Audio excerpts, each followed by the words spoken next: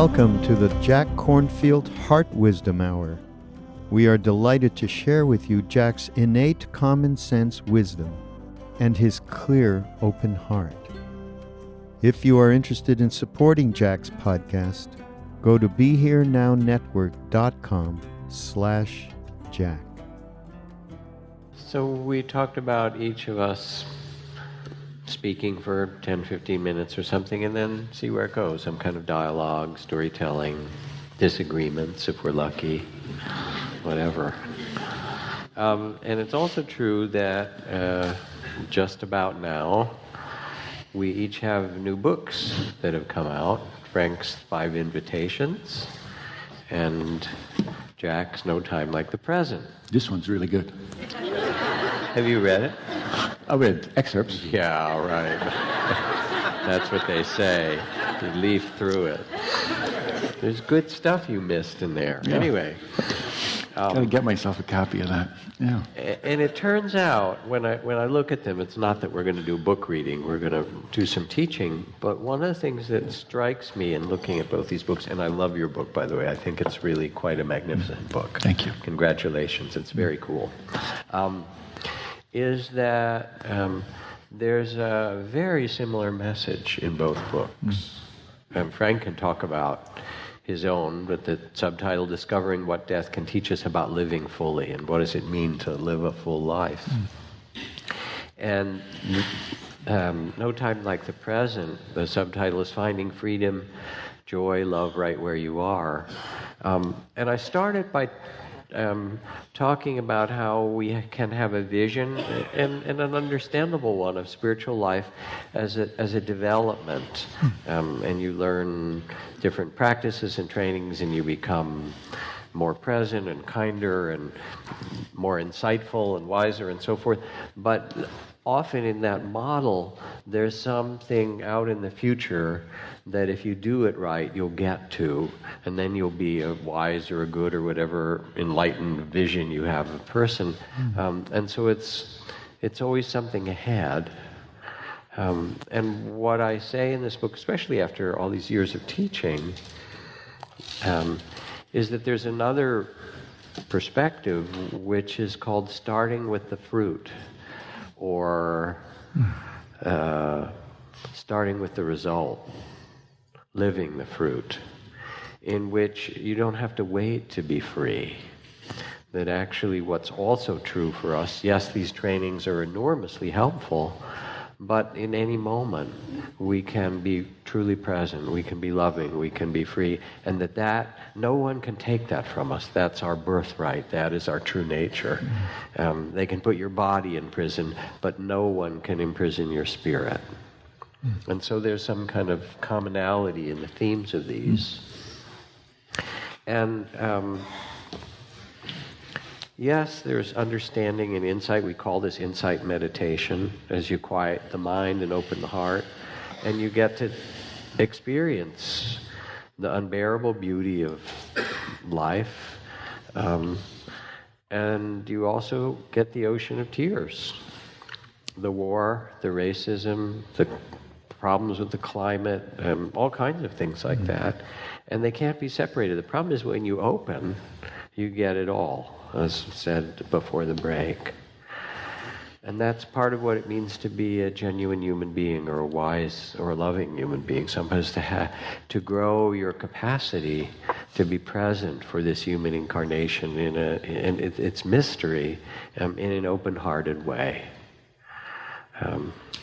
And I felt it very strongly in these last weeks because I was back east. I was back east a lot this year because my twin brother had been quite sick over the last couple of years with myelofibrosis and leukemia and stem cell transplant and a million transfusions and chemotherapy and so forth. And he died a couple weeks ago. And I was back there with him for quite a bit of the time until the day before he died, where I had to go somewhere else. And it also felt right to leave. We were pretty complete. And he was home for the last couple of weeks, but then he was struggling some, so they moved him to the hospital where they could give him IV morphine and sort of help him. And he was for the last night. He had 2 daughters, and they sat up on either side and held his hand. So it was exactly the right thing, and he was ready after all this that he'd gone through, and they were there to hold him. It's very, very touching. But anyway, I was with him, and he's a kind of a adventurer. He was literally a member of the Explorers Club, the people who go to the South Pole and the North Pole and, the moon and all those things. Those guys, right? I asked him if they would allow inner explorers. He said no. They don't come. But anyway, and he was a scientist. He was a biologist who studied the genomes of the Great Lakes of the world, Lake Baikal and Lake Titicaca in the Andes and Lake Malawi and so forth. But as he got closer to death, and as we got time to really sit together, it was clear he wasn't that interested in meditation, and I wasn't going to foist that on him, spare your friends and family. But I somehow wanted to communicate with him something of what I knew. And it's kind of especially, to me it was especially powerful because he is a twin. He's a fraternal twin, but there's a kind of closeness. So I was sitting there with him in the last days, and I said, I think I'm going to meditate out loud a little bit so you just kind of know what I'm doing inside. And I didn't quite know what I would experience. But as I sat there, I said, and I'm kind of tuning in as I sit with you, and he was pretty thin and weak and all the things that happened at the end of a long bout with cancer. I said, the first thing I notice as I tune into my body is that it's cold. And I feel that coldness all the way in the perineum and in my pelvis and genitals, and then it radiates out. And I said, I feel death in my body. And we talked about him dying. And I said, you're coming close to death, but as your twin, I also feel it.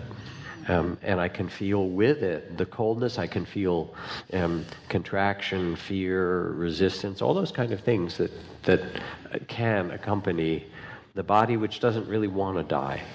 And so I just kind of began to track that and describe it to him. I sat for a bit, and I said, but then my attention gets drawn further up in my body, not where it's so cold and dead, and I find myself then drawn to the heart. And I looked at him and I said, I feel so much love for you. We don't talk in this way in our family. I said, but here we are, it's about time.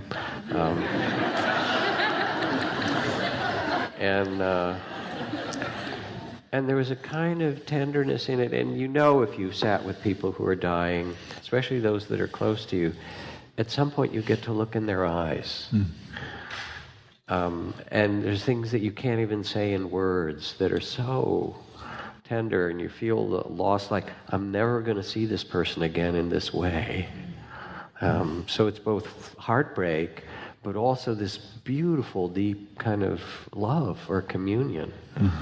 And we just sat and looked at each other, and I said, this is the other part of, the next part of my meditation of attention, is just to see this person I lived my whole life with, and that I'm not going to see in this form again, and like tears and presence.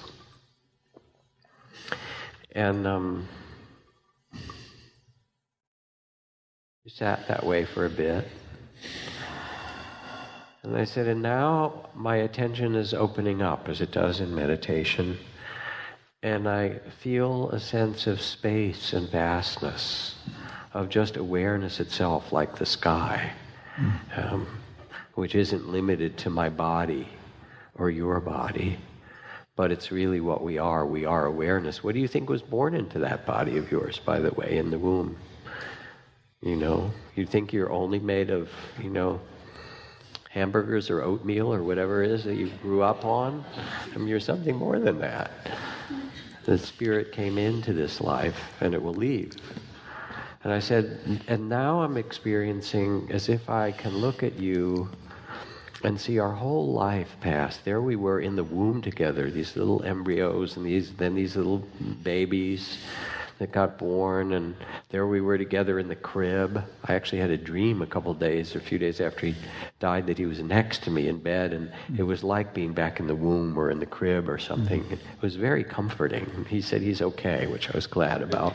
Whether it's true or not, I don't know, but it was a lovely dream. And I said, there's this vastness, and I see you, and then I see our dance. I see the dance of this particular human incarnation that we're given so much time. And he said to me, one of us has to go first, so I guess it's me. And I looked at him, and I remembered when he was 8 years old. And when he was 8 years old, I was 8 years old. When we were 8 years old, we were living in Buffalo. And it was a huge, bitter snowstorm, windy, cold, and we went out to play all wrapped up the way, you do in the cold as kids. And I was skinny as a rail, and I was shaking and freezing, and he was much bigger and more robust, and he played football, and he was this adventurer. And he looked at me, and he said, "It's not cold." And he took off his hat. He said, "It's not cold." He took off his scarf, then he took off his jacket, then he took off his shirt till he was stripped to the naked to the waist, and he started dancing around. He said, "You think it's cold? It's not cold." And it was beautiful. It was some kind of transmission or teaching about his spirit. So I was sitting there remembering that and seeing all the things that we'd lived through, our children and marriage and adventures together. And I said, well, this incarnation, maybe, I said, I'll share a womb with you again anytime, And I said, let's rest in this. Let's rest in the vastness and the mystery of it. Later we talked about what happens when you die, which Frank and I have some disagreements about, but we'll get to that in a little bit. And what was there in this conversation was both the mystery of being alive as a human being, the mystery of the vastness and of awareness or consciousness itself. Because when you're near death, the gates between the worlds open. You see in some vaster way. A lot of tenderness, and also a kind of wedding. I hope you can hear this, because it's so important to understand in our lives that you need to remember your true nature, the undying spirit, Buddha nature, whatever you want to call it, and your zip code, basically, that you have a physical body and you have, this particular life and incarnation, and you have to tend it. And the dance is somehow to hold all those pieces, the coldness and the death and the enormous love and the vast vision that says, here we are, going through human incarnation. How is it going for you? Oh, you're going to be dying soon. Well, I'll be following you. And it was both mysterious and beautiful and tender and tragic, and all the things that we know when things are really close to the heart. And of course, the people all around him did what they did. Some were easy and attentive, and some were completely freaked out and frightened and so forth. And that's also the way that it is. People do what they do around death. And I have to say, one of my favorite stories in your book, and I'm actually going to read one story from your book. It's a cop a story from your book. It's all right. I'll use it in talks later. I'm a thief, Dharma theft. One of my favorite stories in your book is about Jillian, who brought her mother, who had dementia, home to live with her. And Jillian, walked into the living room. She had gotten a caregiver for her mother. She was working and publishing, whatever she was doing. And there she came home, and in the living room, found her library, all her beloved books, including sacred Buddhist texts, scattered across the floor. And her mother announced, "I'm tired of all these dusty old books. I'm going to give them to my dentist."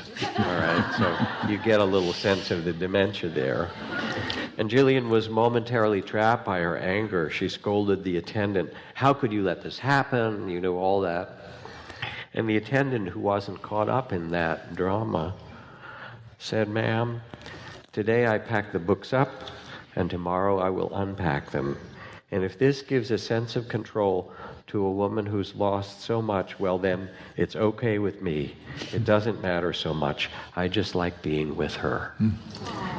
And there's so much tenderness in that reply. It's such a beautiful story. And people will do what they do. And our game is not to try to perfect the world or other people or save them. You'll notice they don't want you to save them, particularly those in your family. Sentient beings are numberless. I vow to save them all, it says in Zen. But your family members are not interested in that. The game is not really to perfect them or even yourself. It's to perfect your love. It's to be able to show up in some way that's genuine and loving for this mystery. And it's so mysterious. It takes 6 million grains of pollen to seed 1 peony. You know, how does that happen? And there you were, some tiny little one-celled, or maybe 2 little cells came together, and then poof, a new incarnation. How does that happen? So it's so mysterious and beautiful, and there isn't ideals about the way that it's supposed to be as much as the practice that we do. And I could feel it sitting with my brother, sitting with a lot of people who've died. You've done that much more than I. What it meant to be able to bring that presence to all those dimensions at the same time. Yeah. So. Well, I liked how you started out about, all these words that we use, awakening and realization and enlightenment, they all feel very far off, And I like that you were talking about the emphasis of your book about starting from the fruit of practice. I don't even use this word mindfulness so much anymore. When people ask me what my practice is... Because you don't want to pay the royalties? Or yeah. Well, mindfulness is the new black, It's suitable for all occasions, it seems. But anyway, what I say my practice is intimacy. Really learning to be intimate with myself and with the world. And what you described with your brother is that.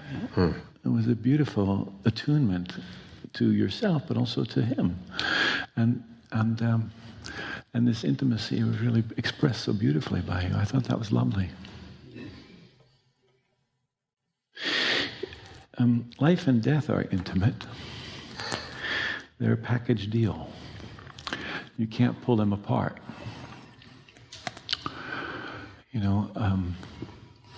In Japanese Zen, there's a beautiful expression, shoji, and it's translated as one word, birth, death, Nothing separating the two except a small hyphen, thin line. And a life that doesn't really include death is only half a life, right? So there's this intimacy that's there, and we're always trying to pull them apart and compartmentalize them, But I wonder what it would be like if instead we, invited death in to see what it had to offer us. I say that death is not at the end of a long road, at the end of an illness, but in the marrow of every passing moment. She's the secret teacher hiding in plain sight, showing us what matters most. I think it's a kind of, like you were talking about your brother, we have this idea that at the time of our death, we'll do the work then. And this is, to imagine that we will have the strength of body, the emotional stability, the mental clarity at that time of our life to do the work of a lifetime is a ridiculous gamble. So one of the reasons I wrote the book was that I saw so many people coming to this moment with so much fear and distress and regret. And so I wanted to encourage us to step into a relationship with death much earlier on in our lives. Just to give you some background, I was the co-founder of something called the Zen Hospice Project that we started 30 years ago. And we didn't really know what we were doing. There was just seemed to us that there was this match between people who were cultivating what we could call the listening heart in meditation practice, and people who needed to be heard at least once in their lives, people who were dying. And we didn't have much of more of a plan than that, really. That was it. And we worked mostly on the streets, working with folks who lived in Tenderloin hotels, a section of San Francisco. Or I changed a lot of diapers on park benches behind City Hall. And over the course of the years, I probably sat with a couple of thousand people who died. And, all kinds of people from cultures I didn't understand, speaking languages I didn't know, People with great faith, others who'd sworn off religion years ago. There was Nguyen. He was a Vietnamese man. He was scared of ghosts. You know what that's like in Thailand, huh? You remember Ajahn Chah, yeah? And then his roommate, his name was Isaiah, an African-American man who was very, very comforted by visits from his dead mother. And there they were sharing a room together.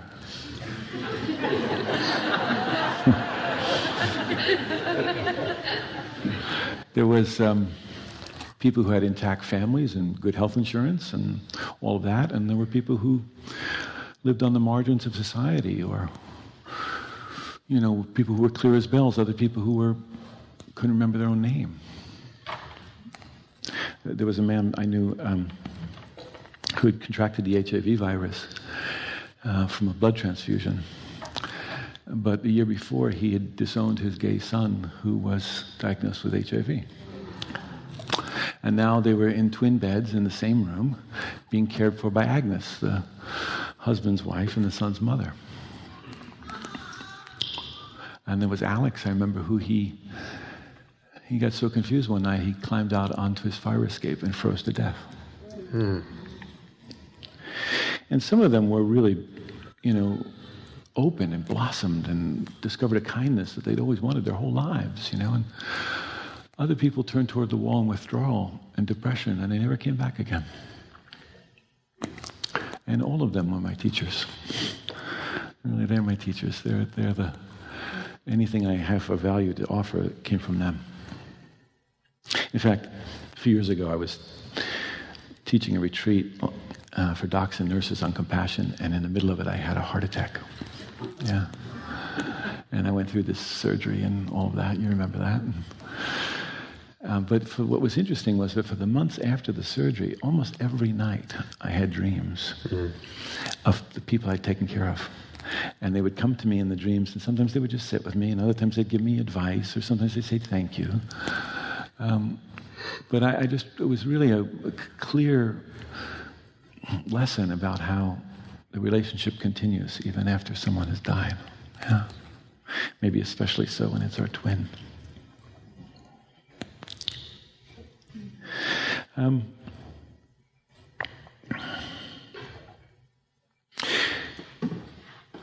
A few years ago, I was Bill Moyers invited me to come back to New York with a bunch of other people to talk about this film he was making about dying in America. And I wrote this very salient talk. It was really, I felt very proud of it, And I got there, and I was on this panel with all these silver-tongued devils. And they took up all the time, and I never got to deliver my talk. And Bill, who I knew from something else, he grabbed me, and he said, could you just talk for a few minutes? Now, on the airplane there, somewhere over Kansas, I just tried to write down a few key things that I thought were really important, and they were the 5 invitations. Like, what are the 5 things that I've learned from people who are dying that have value? And the first was, don't wait. Don't wait to tell someone you love that you love them. The other was, welcome everything, push away nothing. Jack and I were just talking a moment ago about this beautiful James Baldwin documentary that's out, I Am Not Your Negro. It's a beautiful film. See it? In it, he says something really extraordinary. He says, not everything that can be faced can be changed. But nothing can be changed unless it's faced. Yeah. So to welcome everything doesn't mean we have to like it all. We just have to be willing to meet it. The third one was bring your whole self to the experience. We think it's our strength or our expertise that will help others, but often I felt for myself, it was the things that I was sometimes most ashamed of, the parts of myself I most wanted to hold in some hidden corner of my life, that in fact became the very thing that allowed me to build an empathetic bridge to the other person's experience. So I had to bring it all, my strength and my clarity, but also my fear and my helplessness.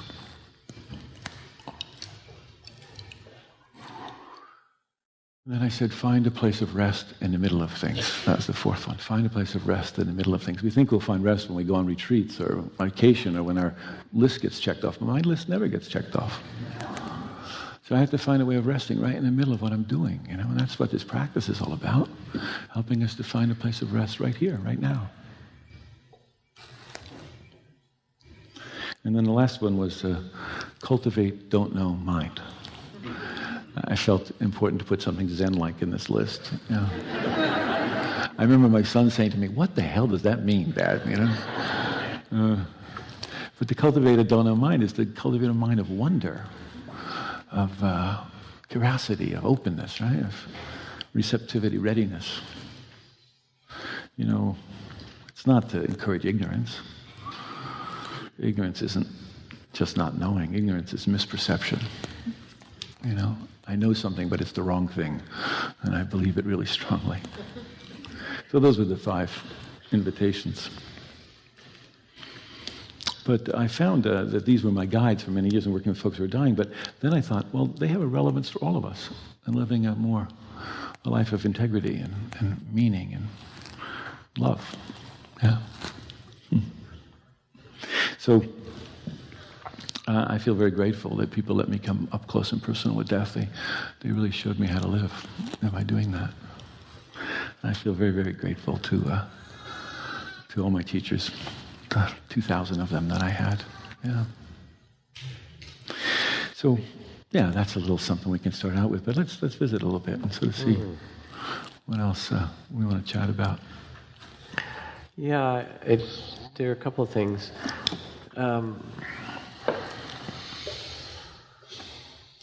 There's a kind of overarching statement and then a question. In fact, what you're describing, and again, there's parallels in what I've written about being that the place where you end up, as T.S. Eliot says, after all our journey and voyaging, will be to arrive where we started and know the place for the first time. The quartets. That the goal is actually to be where we are in this mystery, but with open heart and clear-eyed in some way. And what I'm hearing in a much more universal language is also what's traditionally structured in Buddhist teachings as the Four Noble Truths. There's suffering and its causes, which is our clinging and our resistance and our fear, and the possibility of freedom wherever we are, and the path to that being the willingness to be intimate and present, compassionate. Or I'm hearing the 4 dimensions of the awakened heart, of love and compassion when there's pain, but not ending the story with that, of having joy as well, and finally equanimity or peace. So those kind of fundamental teachings are expressed so immediately and in such a universal way, not as Buddhist teachings, because they're not really. No. They're just the way it is in human life. So it's just the first thing that I want to note somehow, that there's and I think it's part of what's happening here in the West, that these beautiful teachings and trainings and practices of mindfulness and compassion and empathy and forgiveness and so forth, now researched by 5,000 papers and studies and neuroscientists and so forth, and in schools and clinics and businesses, they're getting out there, but not as Buddhist practices, but as trainings that are really our birthright, that are part of our human nature. And your being close to death, in a way, shines that light of presence and attention that reveals them so naturally. Yeah.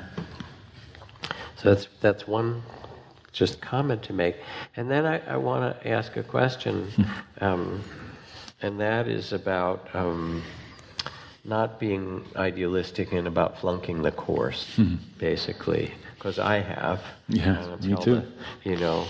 And how's that been for you? Well, as I mentioned earlier, I had a heart attack, and then it wasn't somebody else that was near death, right? Oh, the view from the other side of the sheets is a really different view. Yeah. And here I was, Mr. Hospice, and and there was a lot of pressure to do this right. I mean, I had people all over the country, all over the world, saying like, "Oh, I don't know how he's going to do it." Yeah. So, and I used to think I knew something about dying until I had my own heart attack. Then I realized how little I knew, actually, and I became much more humble, and that was a good thing. Good for your family, anyway. Yeah. I'll tell you a story, because I just ran into Eugene on the pathway. Eugene Cash, some of you know Eugene. He's a dear friend of both of ours. Right after my surgery, I was in the cardiac care unit, intubated. I had this long, several-hour surgery, triple bypass. And I was thinking about how our practice is, when you were guiding us our practice, you were helping us attend to the body and breath. But also sometimes I think we get too fixed on the body and breath. And it won't always be there for us. Mm-hmm. And so we have to open beyond the body and breath. So anyway, I'm in this cardiac care unit, and I'm intubated. I can't speak. That means I've got hoses coming out of every orifice. And Eugene's there with me, and my son. And into the room comes a respiratory therapist, and he says, "Let's pull out that tube and see if you can breathe." That's how he introduced himself. And I waved like this. No, I could feel they had actually damaged my left lung in the surgery, and I could feel my left lung wasn't working. And so I wrote on a piece of paper, "I'm scared." And Eugene, very no-nonsense guy, said, "Frank, sense your body." So I tried to sense my body, but I could only feel up to my knees. And then he said, "Find your breath, find your breath." But I couldn't. And I couldn't tell the difference between the machine and my own breathing. And then in that moment, I remembered one of my other great teachers, Suzuki Roshi. And the night before Suzuki Roshi was dying, great Zen master, who turned the wheel of Dharma in America and changed the whole way the Dharma is experienced in America, I think. Anyway, the night before he was dying, he wanted to take a bath, and Okasan, his wife, said, no.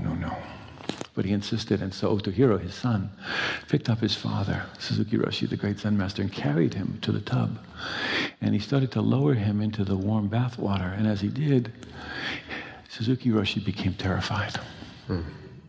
He was afraid he would drown. And Otohiro said to him, "Father, calm yourself. Find your breath, find your body." And gradually Suzuki Roshi was able to do that. But in that moment in the cardiac care unit, I thought, if Suzuki Roshi can be scared, I can be scared. And then I grabbed Eugene by the shirt. We were like this. I pulled him close to me. And I put my ear right next to his cheek. And somehow he understood that what I needed to do was to follow the rhythm of his breath, which I did until he lent me his breath until I could find my own again. Yeah. And my son slipped his hand in against my chest, and it was like a conduit from God, there was so much love. And then I could say to the respiratory therapist, okay, now you can take out the tube. Yeah. So I think we can have idealized notions about practice and our dying and who we think we're supposed to be. And what I've learned from other folks who are dying and from my own experiences, this is all we got.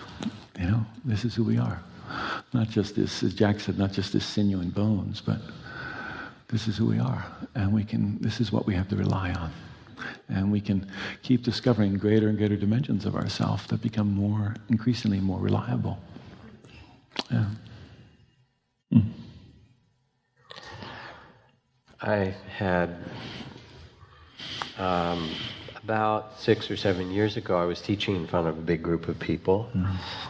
And then I fell over and passed out. And I was unconscious for a pretty long time, minute and a half. It was pretty long. And when I came to, there were like 8 doctors all peering down at me who'd all rushed up. And then I went to get scans and all the kinds of things that they do.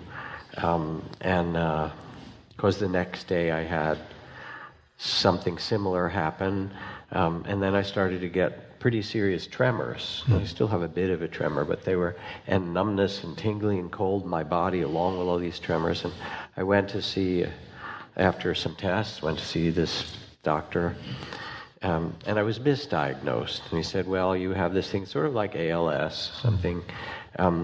It's happening pretty quickly because it now had been a couple or few weeks. I went with my daughter to go to this appointment. And he said, so given how rapid this is happening, what I suspect will happen is that your body will fall apart over these next few months in the way that it is. And with it will come dementia. Now, I was thinking of a different kind of death. And dementia wasn't on my kind of menu, And it scared me also. And I went out and I remember I told my daughter who was waiting for me, and she just started to weep. And she said, Daddy, I want you to be here for my children and all the things, for the people that love you the most. Fortunately, it was a misdiagnosis, and it wasn't true. But I, too, thought, I'd sat in the charnel grounds in the monastery, chanted over bodies, done all the death meditation, sat with people. I'm chill with death, right? Okay. The body doesn't want to die. No. There's something in it, organically, that's true. It clings to life. And I had this really interesting experience when I came back from being in the monastery for those years. And I disrobed and I started to live a modern life. I was driving down the freeway in Massachusetts, and a tractor trailer lost a big piece of its tire on the freeway in front of me, and one car crashed into it, and another. It was and I had to swerve to get around it, and fortunately I wasn't part of that accident, and some people were in terrible ways. And there were 2 things going on. One part of me, partly because I'd just been in, some years of retreat, was extremely spacious and calm. Like, interesting, maybe I'm about to die. I wonder what will happen, Just peaceful witness. And my body grabbed the steering wheel and yanked it this way and said, not today, baby, And both of those were happening at the same time. Yeah.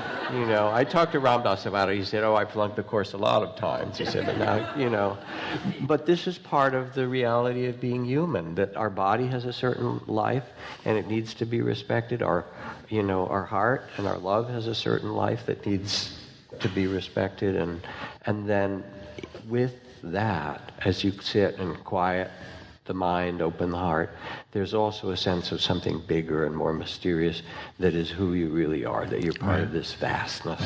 Yeah. As Alice Walker writes, I love this passage. She says, one day I was sitting there like a motherless child, which I was, and it came to me, being a part of everything. And I knew that if I cut a tree, my arm would bleed. And I laughed and I cried and I run all around the house because when it happens, you just can't miss it. And there's something in us that knows that this is true, whether it's walking in the high mountains or making love or listening to an extraordinary piece of music or sitting at the bedside of someone dying or someone being born, which is equally wild, you know, out of your body or someone else's body. Oh, here's a new person. Okay. That we touch something, those gates open, and we realize that it's not just our to-do list or, you know, the roles that we carry. And that somehow we all know this very, very deeply. And part of the grace of the work that you and I both get to do in hospice work and in this work of people's practice of opening with intimacy is to invite that presence in whatever way we can, and know that it's not an ideal. It's the full. Yeah. No, I mean, when I'm dying, I want somebody next to me who knows what the hell they're doing. You know, I want good pain management. I want symptom control. I do not want somebody coming just chanting over me. I want, you know, you know. Yeah. But that won't be enough. But you also want someone to breathe in your ear. Right. Well, I was going to say, so that won't be enough. So the other thing I want is I want somebody who's comfortable in the territory of meaning, who can help me figure out what the purpose and value of this life has been. You know, I want to explore that with somebody. I need somebody who's comfortable in that territory. But there's a juncture in the dying process where that's not important anymore. Meaning falls away. And, you know, we're still talking to Grandma about her favorite piece of music and how she used to like to ride the roller coaster at Coney Island. And Grandma's someplace else now. Yeah. And Grandma's entering into this territory of mystery that you're speaking of. And this is the land of unanswerable questions. And I think in this land we have to, this is where we're all adventurers, you know, like your brother, and where we bear witness more than anything else, more than provide any kind of answers. So, I told him what would happen. Yeah. Doesn't surprise me. Yeah. And you don't do that, huh? I'm more interested in what they think is going to happen. Right. Well, he said he was going to become dirt. He's a scientist. That's what happened. I had the guy... How do you respond to that? I had the guy who was the head of the California Atheist Association. Oh, okay.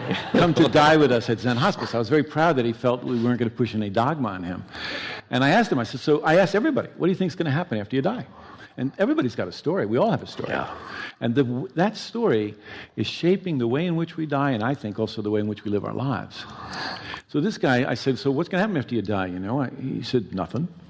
And I said, well, you know, like what kind of nothing? Like, will you have ears? Will you smell things? No, you don't have no ears, you know. And I said, well, you know, is it like a dial tone, you know? He said, no. He said, you're molecules, and you mix with all the other molecules in the universe. I said, oh, that kind of nothing. That's beautiful. But then there was another guy. We had this guy, Jackie. He was a 30-year heroin user, African-American guy. I loved him dearly. And I said, Jackie, you know, he was at Zen Hospice, right? And this guy's coming off the streets. And I said, so, Jackie, here you are at this Buddhist hospice. I said, do you think you're going to get born again? And he said, yep. And I said, well, what are you going to come back as? He said, Jackie. And I said, well, why do you want to be Jackie? You know, you could be something else. You could be a king or a queen. I said, you know, in some cultures you could come back as a cow. That's very sacred, you know.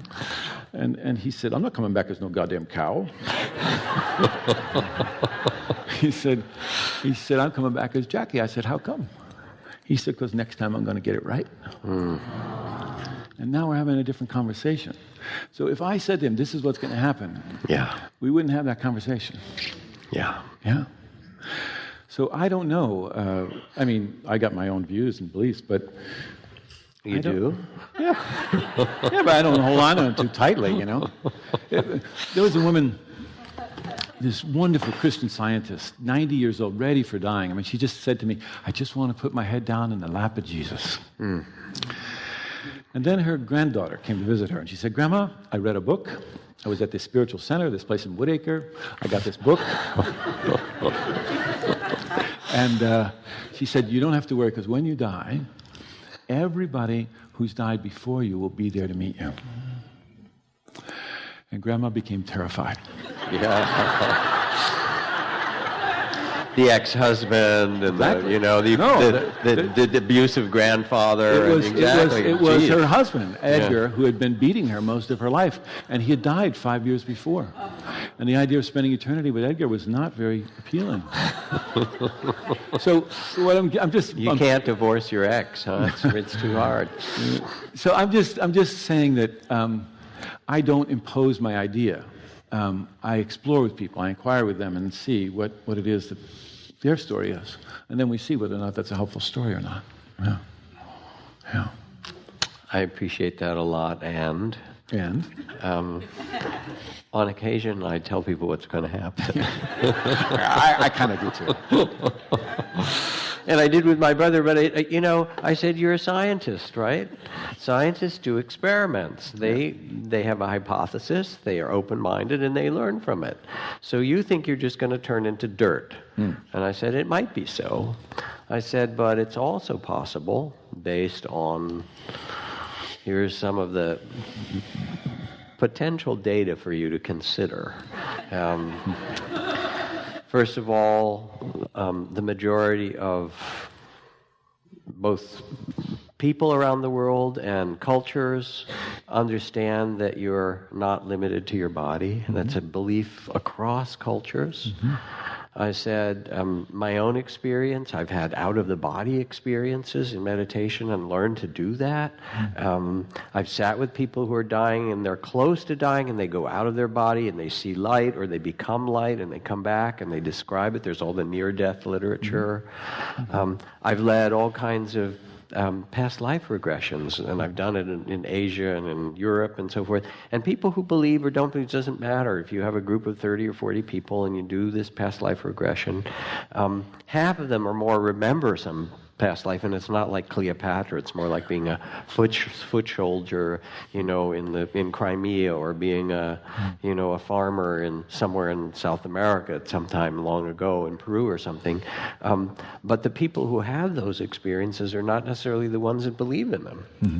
And then if I progress them forward to what was it like to die in that life, and they feel the pain of the dying and the loss, and then they feel themselves liberated and free, and there's these states in between. I said, and I went on with other things, and I said, so I don't know, you have to be open-minded, but it's possible that as you die, that you'll find yourself leaving your body, that you might experience light.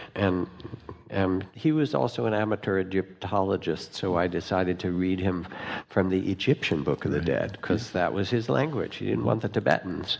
But okay, there's Mot, there's the feather from Mot, and there's the scale, and your soul will be, judged in this way. And I read it, and I said, whether you take it literally or metaphorically, there's some way in which there's a kind of, okay, I've died, wow, what was that one about? Or some sense of life review that happens and people describe and so forth. And so I just sort of went over that territory with him, not expecting him to believe it particularly.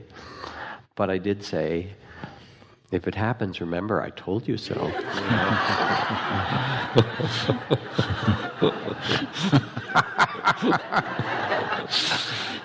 We're twins. What can you do? Brothers, right? Who's going to be there at the time of your dying to say, I told you so? Yeah. I told you so. I just, I don't know. And my father used to say, it can't be too bad. No one's come back to complain. But he didn't know about the Buddhists at that point. But I don't know. Yeah, that's when Chogyam Trungpa said, somebody asked him what was going to be reborn, Chogyam Trungpa Rinpoche, and he said, mostly your bad habits. So it's not a pretty picture from him. Anyway. That said, we were talking about that Bly's translation of Kabir's poems, what's found now is found then. And that's what interests me, is how do we take this whole exploration, and even the things you were just talking about, and bring them into this very life, this moment of our life. How can we use that to inform how we lead our lives now? The two questions people inevitably form in one way or another when they're dying is, am I loved? Did I love well? Those are the two big questions in one fashion or another that they're asked. And why should we wait until the time of our death, to answer that question? And do we need to wait until we die to rest in peace, Or can we find it now? This is what interests me, And if what Trungpa was saying is that habit is what's reborn, then let's cultivate habits that bring us toward wholeness and happiness and the 4 flavors of love that you spoke of earlier. Yeah, I think of the phrase, the habits of the heart. Yeah. And somebody asked my teacher, Ajahn Chah, what is the Dharma? Because Dharma is this sort of multi-meaning word in Sanskrit that means teachings and truth and so forth. And he said, the Dharma is the heart. Yeah. This is the way that you live in the world. And that we don't live in isolation in this. I mean, that's the thing that I used to find that was remarkable. For most people, whether they had any religious practice or not in their life, if you ask somebody what's most important to you, inevitably, they would often say their relationships in one fashion or another. It could be their relationship with nature. It could be their relationship with their family. We don't do this life alone, And we can't do it alone. We have a mutual friend, Bernie Glassman, great Zen teacher, and he was talking in Germany about Avalokiteshvara, this Tibetan form of Buddha, this deity that you see are depicted sometimes as having 1,000 arms. 1,000 arms. And in each hand, there's usually some depictions, it's an ear to hear the cries of the world, and 1,000 arms to respond. And Bernie was talking about this in Germany, and this man raised his hand. He said, it's a very nice metaphor, it's beautiful, but I have only 2 arms. And Bernie said, I'm sorry, you're mistaken. And the man said, no, I'm quite sure I have just 2 arms. And Bernie said, I don't think so. And then he had everybody in the room raise both their arms. Go ahead, do it. Just go ahead. Now look around. Really turn your heads and look around. This is Avalokiteshvara. This is our life. We can't do this alone. It's a ludicrous idea to think that we die alone, that we practice alone, that this sitting practice that we do is just for our own benefit, We're always wrapped up, tangled up in everything else, And that often is what shows itself in the time of dying.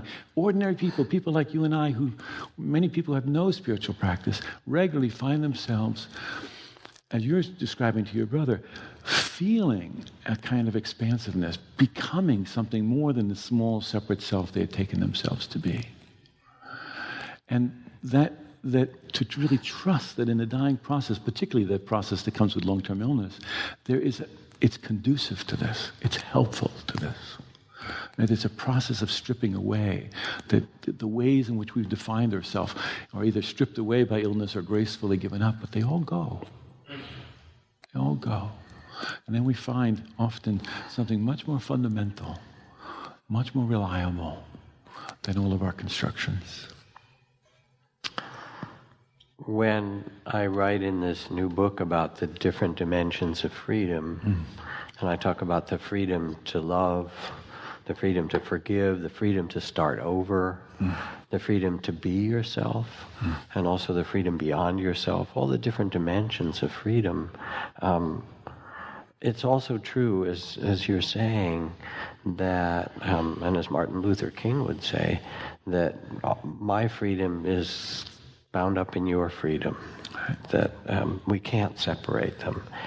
And I think about a men's retreat I led here with Robert Hall, one of my beloved, friends and Dharma teachers. And in the circle one night, we were sharing stories. And there was a fellow on the retreat who had a radio show in Los Angeles on Sunday nights, and it was a blues radio show.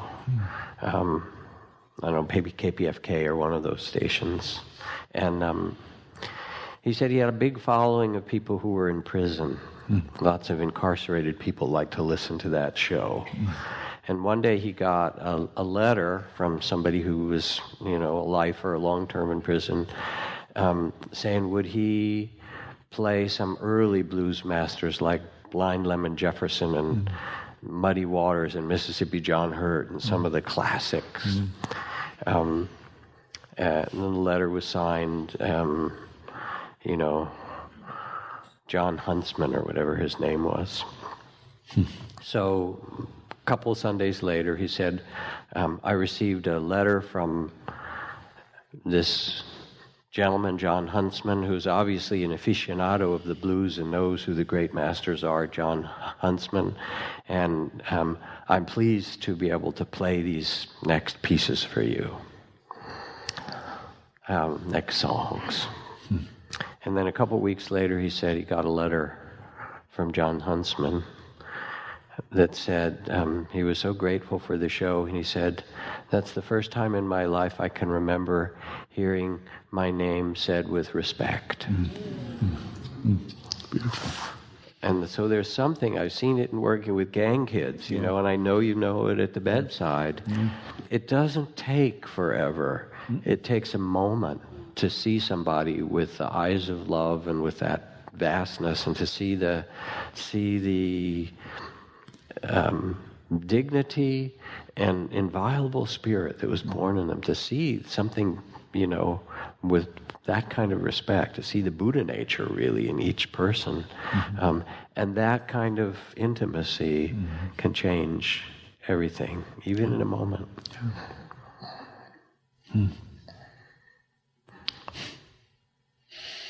There was a guy who came to the hospice on compassionate release from prison. And he had stabbed his sister 17 times. He was in prison for manslaughter. I didn't tell our volunteers this, but he came to stay with us. And he wouldn't let anybody help him. Just wouldn't. But we just treated him with kindness.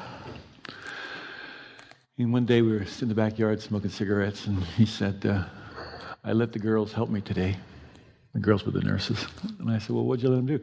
I let them get me in the shower. Not just put him in the shower and then he got undressed in the shower. And then gradually over time, just by treating him with kindness, just by holding up a mirror to his basic human goodness, he started to soften, really soften. And then he did a funny thing. I worked at Zen Hospice for 20 years. The only one who ever threw me a birthday party was this guy. He threw me a surprise party, and he saved his Social Security check. He actually wanted to get a stripper to jump out of a cake. And? The nurses persuaded him that just a regular cake would be okay. But anyway, he did this all himself. He did it all himself. And I walked into the room, and there he was with the volunteers, and he was so happy that he could give something. Now, this man, he'd been in institutions all his life. He'd been in juvie, he'd been through prisons, he started out in orphanages. But he discovered in himself this basic human kindness that he couldn't show before in his life. Had he shown it, he might have been hurt or even killed, There was no room for this gentleness to be shown. So this happens in the dying process. Whatever has been hidden in us, oftentimes comes to the surface. And sometimes it's our ugliness that comes, but sometimes it's our beauty that comes, In his case, it was this beauty, But the thing is, to keep seeing the whole human being that's there, even if, as Mother Teresa would say, he's in a distressing disguise,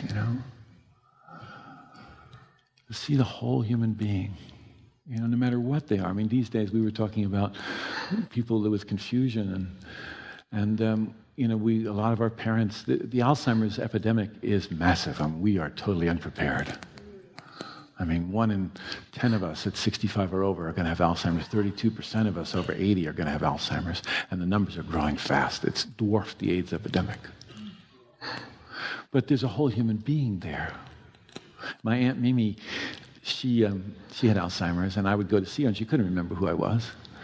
And I'd known her all her life, all my life, and so she'd never been married. And I said, Mimi, you never had a beau? You never had a sweetheart? And this is a woman who was calling me by different names, throwing her dress over her head and stuff. And then I said, Mimi, never had a sweetheart? She sat up in her chair like this, and she folded her arms, and she said, some questions are too personal to ask.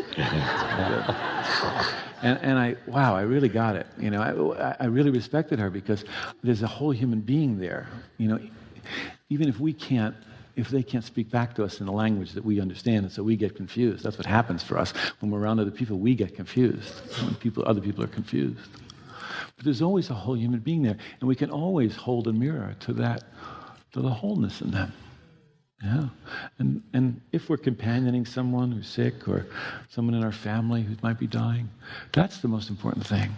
It's just to hold a mirror up to them, to show them, and let their eyes, which are the clearest mirrors I've ever looked into, show you.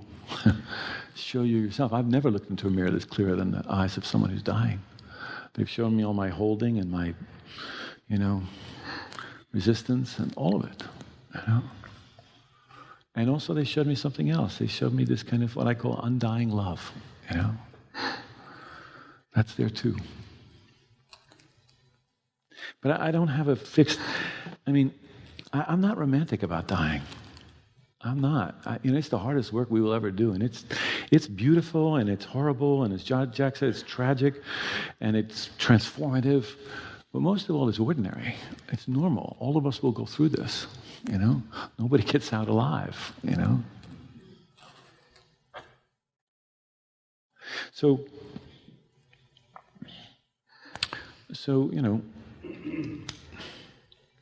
we're in the soup together. We're in the boat together. When we really get it, then we don't make dying something that happens later. Later gives us this comfortable distance from it. If we really see this is actually in the very nature of my being right now, then I think we're kinder to each other. I don't think we hold on so tightly to our ideas and our notions of ourself or our beliefs. And when we let go, it engenders this a kind of kindness and letting go and an appreciation of one another. When we know how precarious this life actually is, then we also understand how precious it is. And then we don't want to waste a moment. Then we want to jump in with both feet, Tell the people we love that we love them.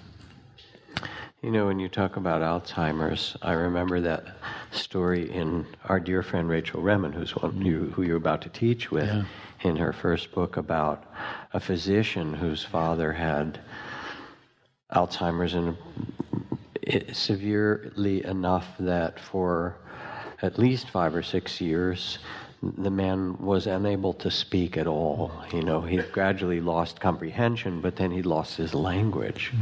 And so there were caregivers, and the dad was there. And one morning he was sitting in his chair and he fell off, and he was having a heart attack. His heart was, tremendous pain. And being a physician, the son could see that. And he was about to call 911 emergency. And the father lifted his head. He hadn't spoken for 6 years. And he said, "Don't call 911. It's a heart attack. I'm dying. Tell your mother I love you. I love her. And I love you." And that's it. And where those words came from someone who couldn't speak and whose brain was full of all the, tangles of Alzheimer's.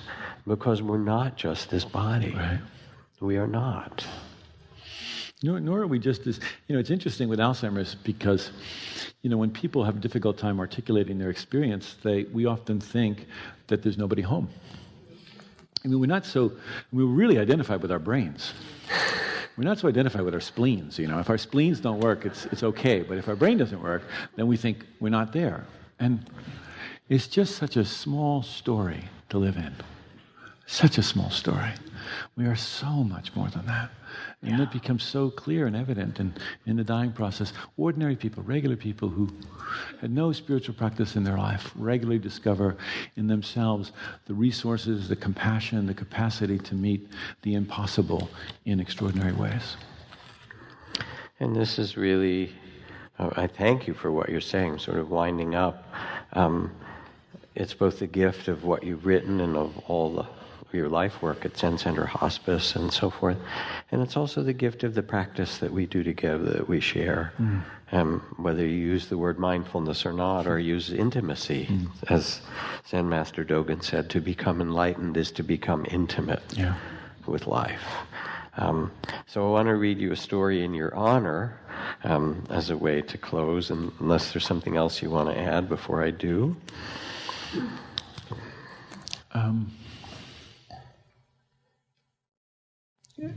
No, go ahead. No, I mean, I was thinking of other things, but, we could do this for days. And at some point we have to go home. A Sufi master known for his open-mindedness died in the fullness of time and found himself outside the gates of heaven. There an angel said, "Go no further, O mortal, until you have proven your worthiness to enter this paradise." The master responded, "Just a minute. First, can you prove that this is really heaven and not just the wishful fantasy of my disordered mind undergoing death?" Before the angel could reply, a voice from inside the gates shouted, "Let him in, he's one of us."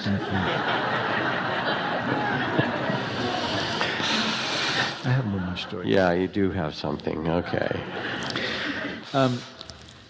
In Zen, amongst some Zen monks, there's a tradition that on the day of your death you write a poem, a death poem, that tells maybe the essential truth of your life.